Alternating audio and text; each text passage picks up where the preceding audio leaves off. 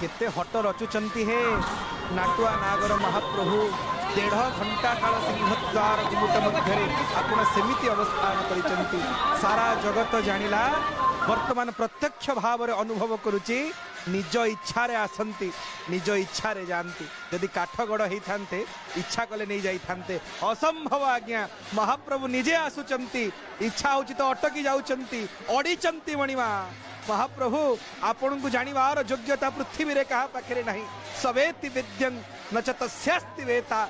आपण जगतर प्रति जीवंकर मन को जानिला वाला मनमोहन मणिमा आपण को जानिबार योग्यता धृष्टता किए करि परिबो प्रभु। यदि केही अहंकार प्रतिपोषण करिछि क्षमा करंतु प्रभु। आपण मान करंतु नहीं मा करू मान प्रभु। आपणकर मान को दूरीभूत करंतु प्रभु।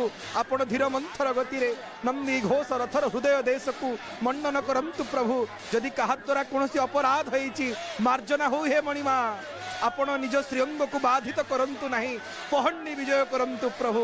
सेमिति चाहि रहिछु आपणकर सेही मोहक कला श्रीमुख को देखिबु से कोटि कामिनी काम दला नेत्र को देखिबु।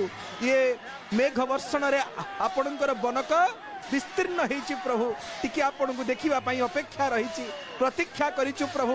आसंतु खुंटिया व्यस्त हेडी काही विलंब करूचंती मणिमा अड़ी बसिचंती आसु नाहंती बोधे सिंह द्वार को छाड़ी की जीवा पई नीलाद्रि सिंहंकर आग्रह नहीं श्रीपतिंकर आग्रह नहीं श्रीमंदिर को श्रीहीन करी श्री शून्य करी परित्याग करी आसीबा पई किंतु प्रभु आसीबा को हेबो जन्म वेदीर डाकरा गुंडीचा महाराणींकर आतुर कंठर जो भाव राईतोटारे राधाराणी चाहिकी अछंती गुंडीचा मार्जन हेइछि प्रभु। आसंतु आसंतु आगुसार हुअंतु जगत जानुची समग्र जगत रे ये कथा प्रतिनिधित्व होची प्रतिध्वनित होची समस्ते स्वीकार करिचंती ये जीवंत देवता महाप्रभु निज इच्छा रे आसुचंती। तार प्रत्यक्ष प्रमाण आपण माने संदर्शन करुचंती घोष घंटु अंकर घंट निर्घोष होचंती प्रभु।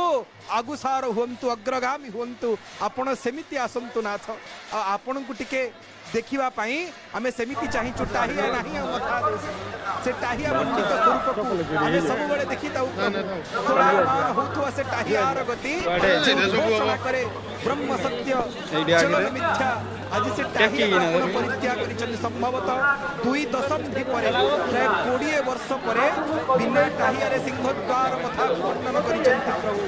काहे लीला आपण को लीला को जानिबार योग्यता है लीला लीला का पाखरे नै आगुसार होतु सेवक डगा करिचन आसंतु आसंतु मणिमा दिसिले से हळे नयनरु फाळे दिसि गले बळे प्राण रही जीव जाळे जेते दुख केने इजियो के चली जीव भाळे तते महाराज बड़े कृपा करी थले रखी उठी चाळे चाहि प्राणी रहु भक्त माने चाहि कहिथिले काहे कि आसु नथिले मणिमा आसिलेनी आज्ञा धीर मंथर गति रे से निजर ठण सुंदर ठार ठकार नयनर ठके जा न पारंती बारी ये ठ ठ दीटाक जुगल नेत्र को देखे कि भक्तर चित्त वित्त को ठप करी दउचंती ठप करी दउचंती आगुसार होचंती प्रभु।